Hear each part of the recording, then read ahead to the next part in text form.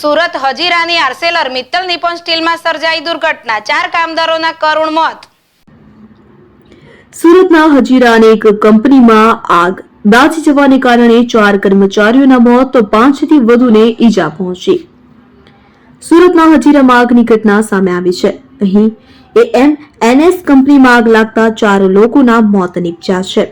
હજીરા પોલીસે ઘટના સ્થળે પહોંચી તપાસ હાથ ધરી છે। તો સુરત વર્ષ 2024ના છેલ્લા દિવસે રાજ્યમાં વધુ એક આગની ઘટના ઘટી।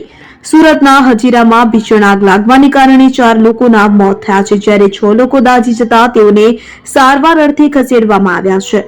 પ્રાપ્ત વિગત અનુસાર સુરતના હજીરા ખાતે આવેલી AMNS કંપનીના કોરેક્સ 2 પ્લાન્ટમાં ભયાનક આગ લાગી હતી। આ દુર્ઘટનામાં ત્યાં કામ કરતા 4 કર્મચારીઓના મોત થયા છે।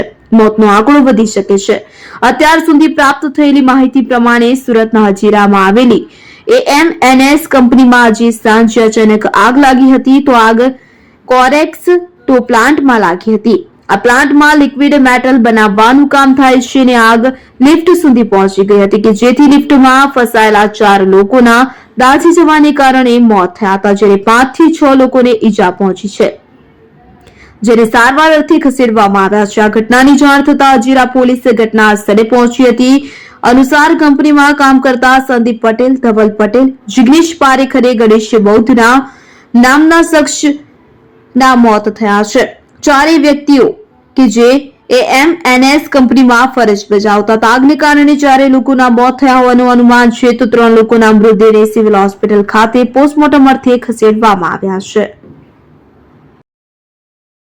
उसमें रॉ मटेरियल की गर्म ट्यूब है, जिसमें रॉ मटेरियल और कोयला मिक्स होता है।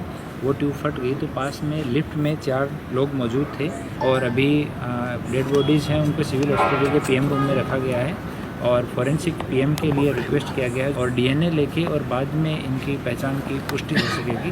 उसके बाद में आगे की कार्यवाही की जाएगी। अभी हजीरा पुलिस स्टेशन में हमने एक AD दाखिल की है और आगे का जो इन्वेस्टिगेशन है वो हम चालू